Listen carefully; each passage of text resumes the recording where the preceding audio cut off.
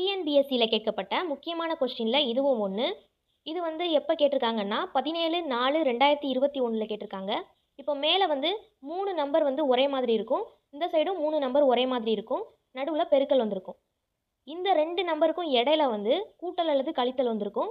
கீழே வந்து அதே மாதிரி மேலே என்ன இருக்கோ அதே நம்பர் தான் கீழே வந்திருக்கும், நடுவில் 2 சிம்பிள் மாறி இருக்கும்.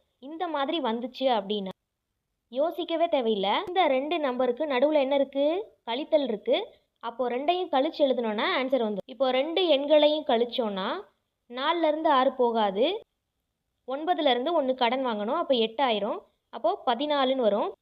14ல் 6 போச்சுன்னா 8, 8ல் 5 போச்சுன்னா 3, இந்த புள்ளியை வந்து அப்படியே வச்சுக்கிறணும். 8ல் 3 போச்சுன்னா 5. அப்போ ஆன்சர் என்னது? 5.38. ஆப்ஷனில் இருக்கான்னு பாருங்கள். ஆப்ஷன் பியில் இருக்குது. ஆப்ஷன் பி தான் கரெக்டு. 5.38.